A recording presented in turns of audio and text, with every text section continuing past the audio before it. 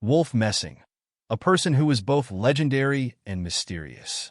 One day, during one of his sessions, he encountered something so terrifying that he turned away from all experiments related to summoning spirits forever.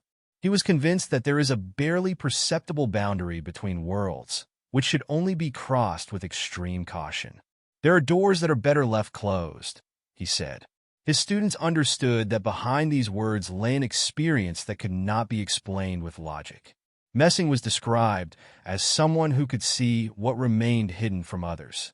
Even at a young age, he exhibited extraordinary abilities. He could read thoughts, predict the future, and influence people's decisions.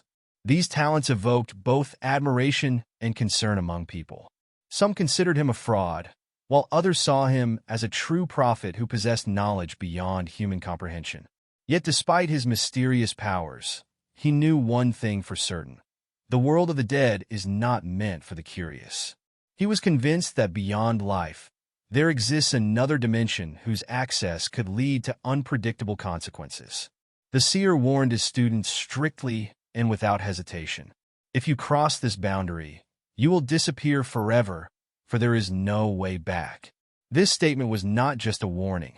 It sounded like the certainty of a man who knew more than he could say.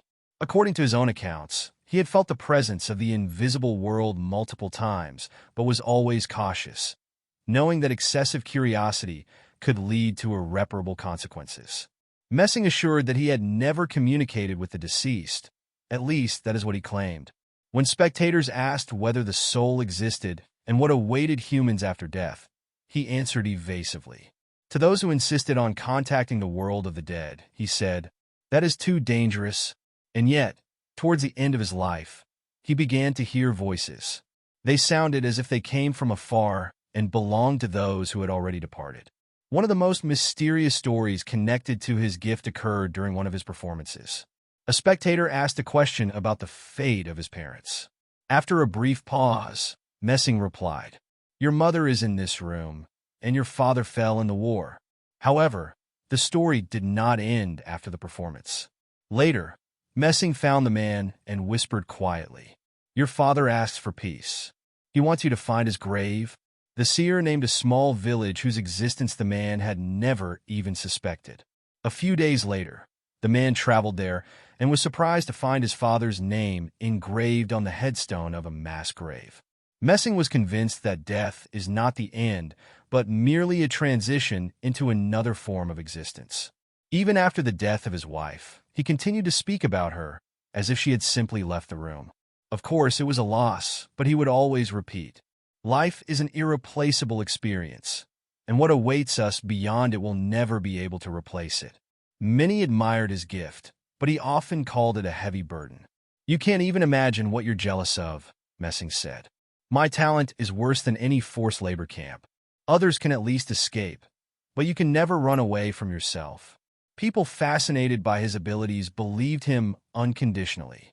But the seer admitted that sometimes he saw things that forced him to hide the truth even from his closest relatives.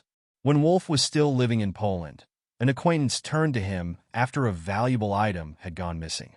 The man was convinced that one of the servants had stolen it and asked Messing to find the culprit, promising a generous reward. To avoid drawing attention, the owner introduced Messing as an artist working on sketches of the house. All day long, Messing wandered around the estate with a sketchbook and pencil, but instead of drawing, he made notes about the servant's thoughts. These thoughts varied greatly, from everyday worries to inappropriate fantasies that sometimes embarrassed Messing. As the day came to an end, the mystery remained unsolved. But the next day, the owner's wife returned with her maid. The moment Wolf made eye contact with the girl, he realized that the search was over. At the same time, he sensed her genuine remorse. It turned out that the maid had stolen the item to help her sick father. The severe illness had ruined the family, and in a moment of desperation, she had taken this step. However, the very next day, she regretted her actions. She saw how the entire household was turned upside down because of the missing item, but she knew it was impossible to return it discreetly without arousing suspicion. Impressed by her story, Messing promised to help. He decided to find the item himself by hiding it in an unexpected place. But he also knew that the owner of the house would ask questions, so he had to come up with something. He chose a different approach. One of the servants had a son with developmental disabilities, and the owner treated him leniently. Messing knew that no one would suspect this young man. The seer hid the piece of jewelry in a jar of honey, adding a few other small items, a silver thimble, a teaspoon, and other objects, to create the impression of a random stash. When the discovery was made, no one asked any questions. The small but useful deception worked. The seer not only saved the girl, but also returned the missing item. A few years later, he saw the same maid again. She was sitting in the second row at one of his performances, holding a huge bouquet of roses on her lap. He later recalled that moment. After the performance, she handed me the flowers and left immediately. But I found out that she was doing well. It was nice to know that back then, in that house, I had made the right decision. Fate sometimes plays astonishing tricks, but sometimes Messing also had to resort to deception. Once, he lied to save his brother from prison after he got involved with fraudsters. He was also forced to conceal the truth during his performances, especially during the war years. In the 1940s, people often came to him, hoping to learn the fate of their loved ones.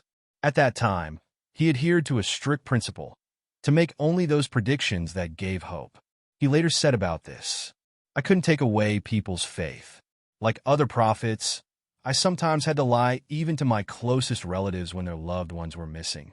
Yes, over time, my deception was exposed, and many were angry with me. But what else could I have done? How can you look a mother in the eye and tell her that her only child is gone?" One of his relatives recalled, "Bad news can always wait." Messing knew exactly the day he would die. In a letter to Sophia Francevna Abel, he wrote, "In 54 years, 5 months, and 18 days, I will be gone. It will happen at 11 o'clock in the evening. But I am not afraid, because death is not the end, but the beginning of a new existence." In his diaries, he reflected on the immortality of consciousness, faith, and why he initially turned away from God but later found him again.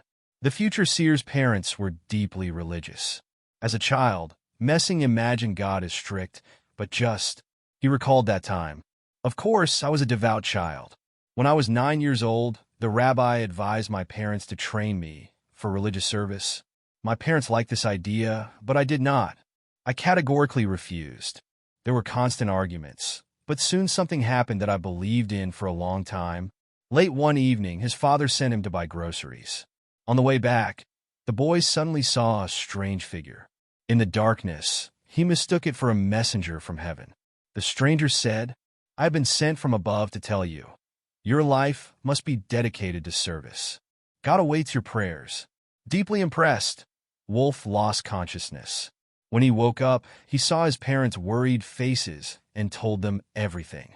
'So, you will become a rabbi,' they said.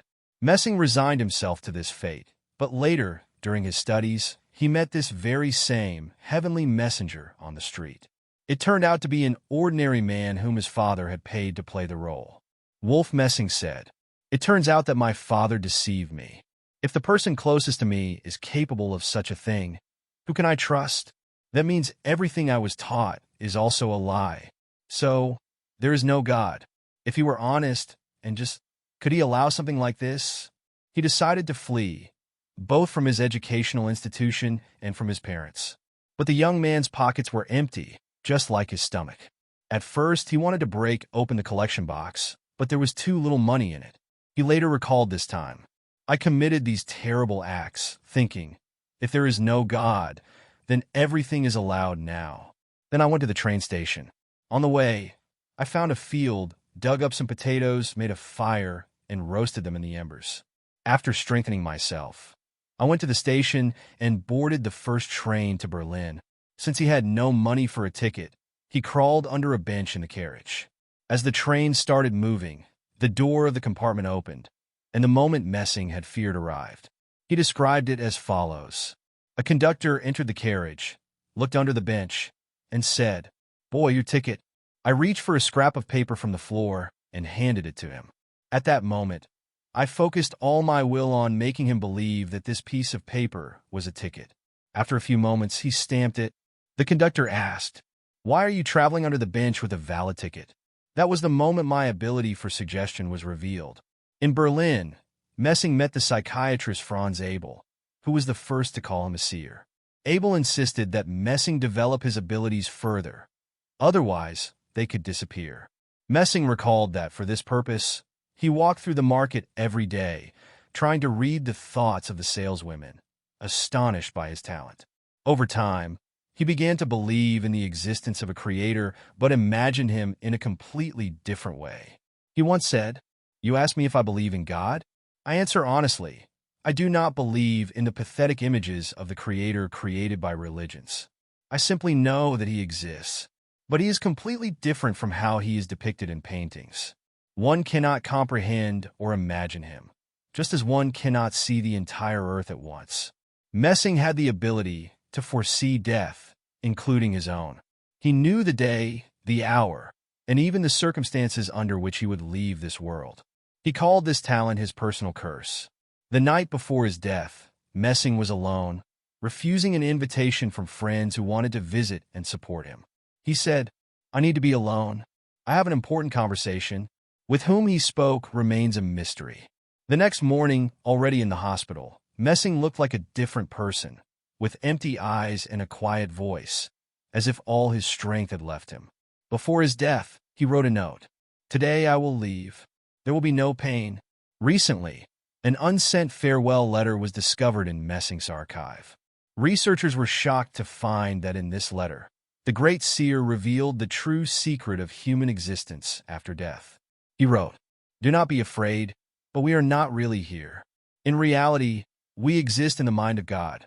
That is why everyone who has died still lives on, but in other realities. And sooner or later, we will all meet again,